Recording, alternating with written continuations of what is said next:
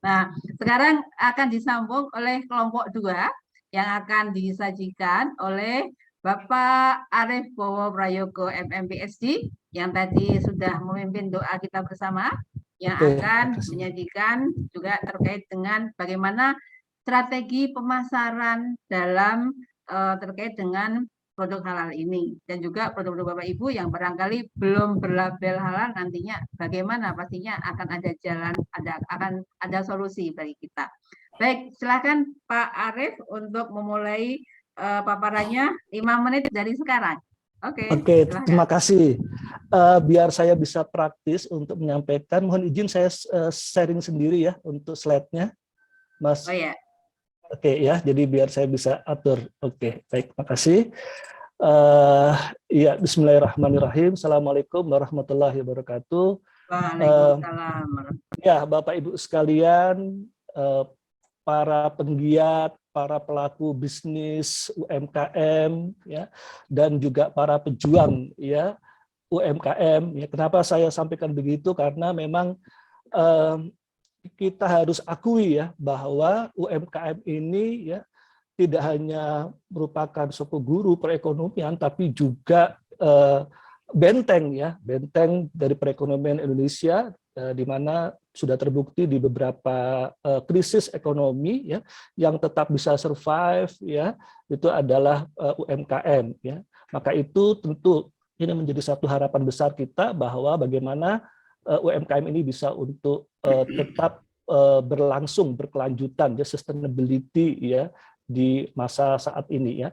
Pada 5 menit ke depan ini saya akan menyampaikan dengan singkat, yaitu terkait dengan apa sih dampaknya ya, impact daripada pandemi COVID-19 ini kepada small business enterprise ya, dan juga apa saja yang mendorong gitu ya market driven dari permintaan daripada halal produk ini ya, dan juga UMKM juga tentu ingin tahu ya bahwa bagaimana sih lifestyle dari halal produk ini ya. Gitu. Jadi kalau saya jualan produk yang halal, kira-kira ada marketnya enggak, ada permintaannya enggak, begitu kan ya. Dan selanjutnya, nah bagaimana ya caranya untuk pemasarannya ya, strategi pemasarannya untuk produk-produk halal ini dan bagaimana implementasinya. Oke, baik. Ya, Bapak Ibu sekalian, saudara sekalian, para penggiat dan juga pemilik daripada UMKM, ya. Kalau saya tanya saat ini ya, boleh Bapak Ibu sekalian ketik satu ya di kolom chat, ketik satu untuk kalau Bapak Ibu merasa bahwa bisnis saya ini hari ini itu apa namanya mengalami penurunan aktivitas bisnis akibat COVID. Boleh ketik satu ya. Ya. Boleh ketik dua, kalau misalkan, waduh ya, COVID ini ya, itu membuat bisnis saya sama sekali tidak jalan sama sekali. Ketik dua. Ya.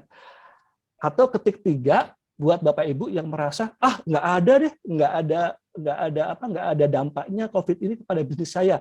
Saya malah bisa scaling up loh, gitu di situasi COVID ini.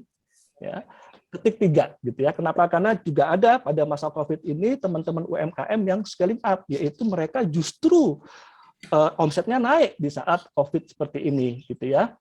Oke, ini kemarin ada survei dari Asosiasi Business Development Service Indonesia dari 6.000 UMKM di Indonesia itu yang mengalami penurunan aktivitas bisnis itu 63,3%, ya.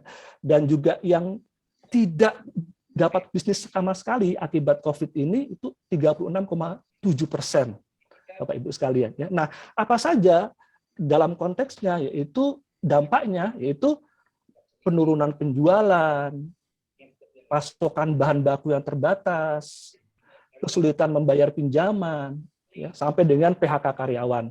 Ya.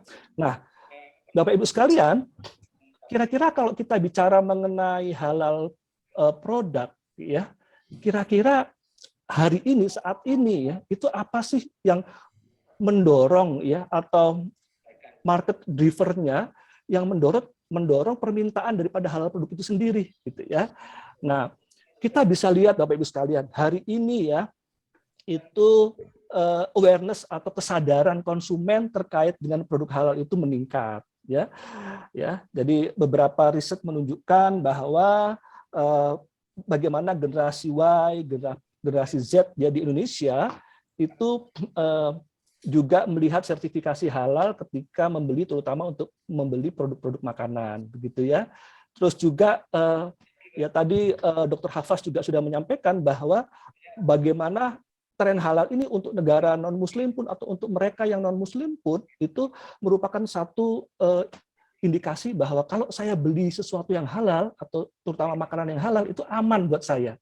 Jadi even buat mereka yang non-Muslim pun mereka suka produk halal karena identik dengan food security atau keamanan dari produk yang dia mau pakai atau mau konsumsi, gitu ya. Terus selanjutnya, ya oke, ya 1 menit. Terus selanjutnya adalah ya oke ya, saya langsung jump ke sini ya bahwa ini saya ambil dari senior saya Yuswo Aji ya et al. Dia di bukunya dia buat satu segmentasi untuk segmen konsumen halal begitu ya. Nah, kita bisa lihat ini juga saya lengkapi dengan kemarin ya hasil risetnya dari Bank Syariah Indonesia bahwa ini loh, bahwa konsumen halal Indonesia ya, konsumen yang mau untuk beli produk syariah itu sekarang udah meningkat loh, 23 yang universalis ya 23% ya, dan konformis 21%. Jadi kalau kita tambahkan 2 kolom ini ya, itu sudah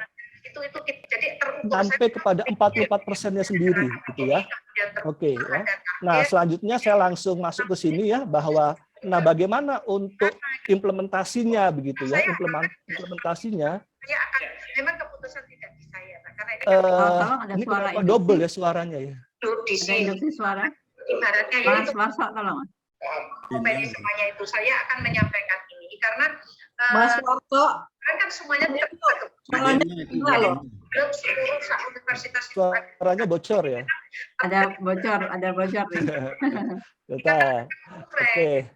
Tolong Mas Warto dikondisikan supaya tidak ada yang pusatnya ya Bapak Ibu mohon yang tidak ini bisa di mute ya. Nah kan begitu kan, tinggal mungkin ke L2 dikti. Apa ini ya, yang tolong Mas Warso dikondisikan di unmute, di mute yang bocor. Oke, lanjut Pak Arif. Oke ya, terima kasih ya. Jadi ya. Bagaimana implementasi pada strategi ya pemasaran pada produk syariah dan produk halal begitu ya. Jadi kita di biaya pemasaran konvensional atau konservatif ya, kita mengenal 4P ya ataupun 7P untuk jasa ya. Jadi kita bisa integrasikan bahwa bagaimana nilai-nilai halal ini ya, itu yang pertama adalah terkait dengan pragmatisme dan produk ini ya. Nah, ya bagaimana ya Nabi SAW itu mengajarkan ya terkait dengan produk ini ya bahwa tidak boleh kita untuk menjual produk yang rusak begitu ya, seperti itu ya. Dan ya bagaimana juga untuk bisa menjual produk yang punya kualitas yang bagus ya, atau dan tidak boleh menyampurkan antara produk yang jelek dan produk yang bagus begitu. Nah, ini menjadi satu nilai unggul ya dari teman-teman kalau mau ya, teman-teman UMKM, kalau Bapak Ibu sekalian yang mau untuk menjual ataupun produk halal ini sebagai satu segi ya, seperti itu ya. Ya, kenapa? Karena tidak ada konsumen yang mau beli produk yang kurang bagus kan, seperti itu ya. Nah, dengan mengaplikasikan ini maka apa yang menjadi bisnis daripada Bapak Ibu sekalian punya nilai tambah ya, ataupun punya juga nilai kompetitif gitu ya. Terus selanjutnya terkait dengan promosi ya dan seterusnya ya. Jadi ada 7P. Jadi kalau gitu saya bacakan aja ya. Pertinence promotion, terus juga price, bagaimana harga itu bisa untuk mencerminkan kualitas produk, terus juga bagaimana pengelolaannya daripada tim yang dimiliki ya, terus juga bagaimana ya terkait dengan apa yang ada ya pada store ataupun toko ataupun tempat yang kita miliki ya, harus mencerminkan sesuatu yang bisa memberikan rasa nyaman dan juga ya sesuai dengan apa yang dicontohkan oleh Rasulullah bahwa memiliki jaminan kualitas, kejujuran dan juga integritas. Oke, nanti kita lanjutkan di tanya jawab ya. Terima kasih. Baik, makasih Pak Dr. Arif. Mohon maaf banget nih karena waktunya sangat terbatas. Jadi saya harus agak galak nih untuk waktu ya supaya nanti juga selesainya tidak terlalu molor.